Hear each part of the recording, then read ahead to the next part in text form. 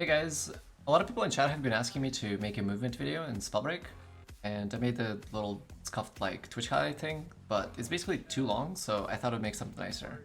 But in this video, I'm going to be explaining all the mechanics, or not all the mechanics, but some of the mechanics that are movement related in Spellbreak and how to use them in later on clips. But hopefully you learn something and hopefully enjoy. Disclaimer, this probably requires you to understand the game or to be familiar with game mechanics just so you can fully understand what I'm talking about. And also, I play on mouse and keyboard, so if you're on controller, I'm sorry, I've never played controller in my life. So, to jump right into it, the maximum amount of speed that you're going to get is by using W. If you strafe going sideways or backwards, you're going to get percentage of that value. Now, if you start moving by just running, you're gonna get a slow acceleration. So if you jump right into it, you're gonna accelerate much faster. So jumping is the first rule of this. Now, if you input A or D, you're gonna be moving at full speed while holding down W, going at a 45-degree angle. So why does all of this make sense? Well, if you're fighting somebody, let's say I'm fighting this Marla, right? And I move my camera 45 degrees adjacent to where she's facing, and then I perform a WD jump or a WA jump, I'm going to be moving fully sideways on her screen while maintaining full speed.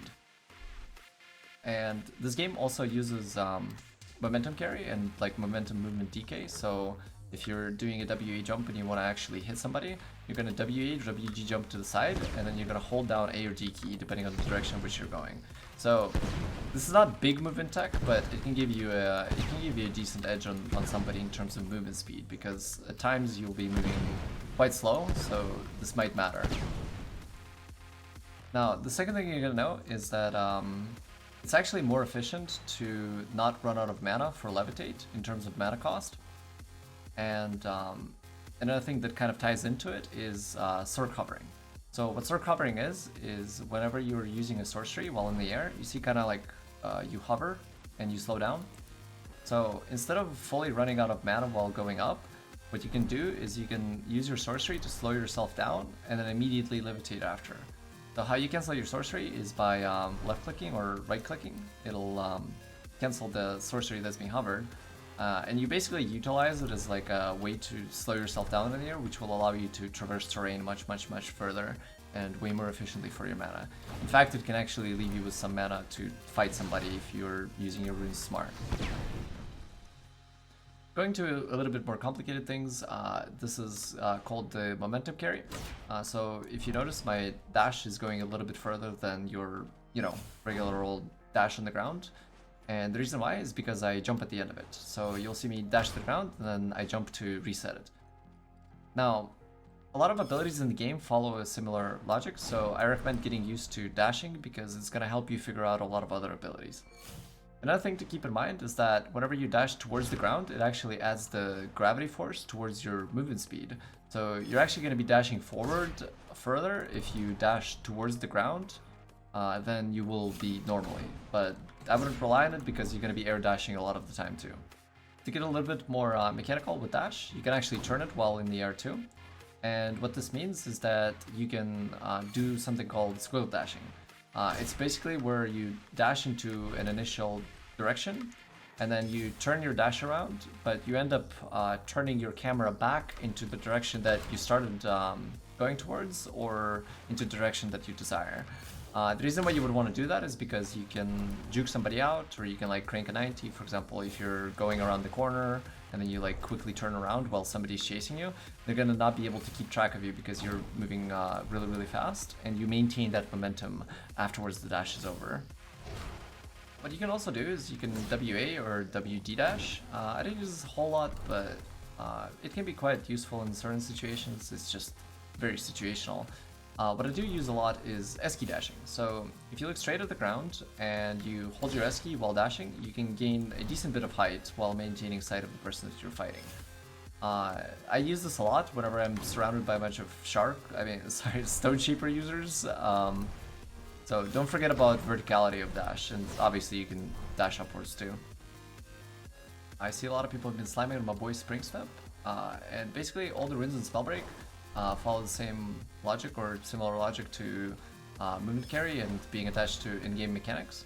So there's actually a lot more that you can do with them. For example, if you spring step and then use your sorcery, you can cancel the downwards momentum, basically making you gain vertical without having to go back down. Now, the reason why I don't think it's a bad rune is because you can shoot spring step and shoot again, which will give you that instantaneous movement burst that you need. Or you can like shoot spring step, sword cover, and then shoot again, and maybe levitate afterwards too. I don't know, get funky with this thing.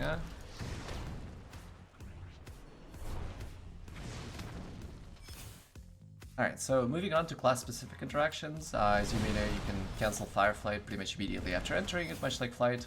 However, what a lot of people don't know is that you can actually S-key dash back into the firewall as soon as you cancel it. It's not particularly useful, but you can juke some people out with it. However, what is useful is called Fireflight dashing. So basically, if you dash into a firewall, it actually will give you a huge speed bonus and will send your Fireflight on crack pretty much. So all you have to do is just do a regular dash, except that you want to hit the ground, and it'll give you like double the distance. So there's a lot of movement mechanics attached to class movement. For example, your Toxic Cloud works the same way as the dash does, and you can pretty much enter it from a different angle and then redirect the movement at which the cloud will spit you out by basically changing the key input.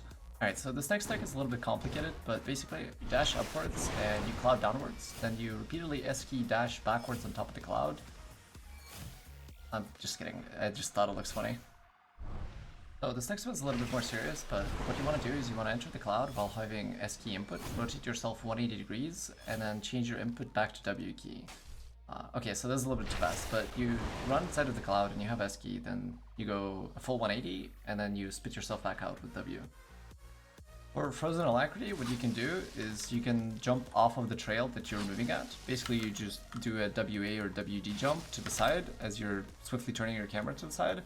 And it'll pretty much carry all of your momentum towards the direction that you're going into. You can also like start charging ice afterwards that, or do whatever with it, but it's kind of like a movement speed bonus. I'm not a fan of Alacrity in general. However, what you saw right there was called Alacrity B-hopping. It's actually really difficult to pull off because you have to hit the timing window for the jump perfectly, and I think it's like 25 ms. The most jumps that I've done is 3, but I thought I would let you know that it is possible. This next tech has been discovered recently. People call it wind walking or the funny Tempest tech, but it's 100% intended, and it can move you the same speed as Alacrity does, even if you don't have boots. So for the purpose of the clip, I don't have boots on, just so you can see how fast I zoom around the map. And it's a little bit harder to get used to, and it's very terrain dependent, but it's a pretty nice way to move around when you don't have boots. In order to do this, what you want to do is you want to strafe using only A or D, going to the side, having no W or S inputs, and then you want to horizontally wind jump off of a flat surface. You can actually even do it off of trees, but you want to make sure that you turn your camera around as soon as you let go of the wall or stop wind jumping, or else you're going to scuff your momentum, kind of like I did right there. But if you do it fast enough, you're going to maintain full momentum. I'm going to be walking you guys through some clips explaining my logic and movement to hopefully give you a better understanding of how to use all of this in combat. I think that showing examples is probably the best way to learn it, just so you can kind of like visualize how to apply it in game. For example, here you can see me accidentally ice the guy that I wasn't even shooting at. I dash forward, then instantly VM with W key, trying to get an outbreak off on this guy, chase him with W in the air dash, and then my hands sometimes disconnect from my body, so I just decide to melee ice him. This clip, I VM towards the guy behind the rock, because I know that he's healing, then I go back to the cloud and WA VM backwards with the movement transfer like curving tech. Miss a few shots here and there, end up finishing the guy, and then I'm holding my sorcery to try and get towards cover here. I end up using it because I think I saw him have a fire gauntlet, but I might be wrong on that one. Anyway, I W key VM towards him, perfect timing on the Vital Stone. I forget that I don't have a sorcery out, I was trying to sword cover there. But W key dash in here, and then I end up finishing him off with ice. Here I VM in, trying to outbreak the guy, then quickly realize that I'm throwing, so I go back to my cloud, S key VM backwards. I see the guy trying to be sneaky with the res there, and then I just take height, and then try to play ice. And I guess I'm like a duck hunt champion or something, I don't know. So in this clip, I showcase how to replicate other people's movements, so as you can see I'm moving in a perfectly straight line. This guy brings me over to his teammate. Yep, I'm pretty sure they're convinced that I'm a part of their team at this point. Yep, they got a Matterbolt. Nice. This guy spots me, but that's not a big deal. Take the loot, do the dash, and I'm out of there. Okay, so that clip wasn't fully serious, but in this one, I end up doing damage to that guy, and then I cloud the tree so I can get the VM safely because there's like fire on the ground and shit.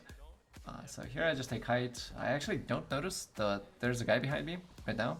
That's him running away, so I end up finishing him for Spellbreak, and then I am W-keying this guy.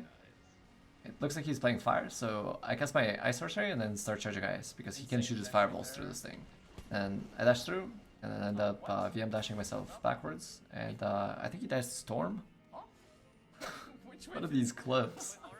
For this one, I'm playing against a Pyro player, and I'm struggling to find a way to VM, so I try to dash Ice Sorcery him, but he ends up going away and then clouding me, so I almost get frozen there. But here I'm trying to create some space, and I finally do from the dash, and then this guy just TPs into my forehead, I guess, and then I re-VM myself and go back to one-tap the other guy. Easy clap.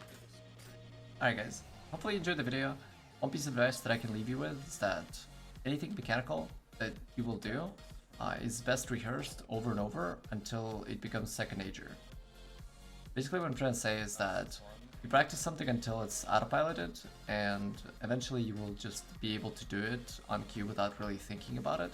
But the hardest step is just learning it and doing it for the first time. But obviously I didn't put everything in this video, but hopefully it helped you get better, and hopefully it inspires you to have better movement instead of spamming Featherfall. If you have any questions or would like help with something, then feel free to ask, whether in the comments or you can even stop by the stream and ask there. I usually give pretty detailed advice, but anyway, hope you enjoyed, and bye bye.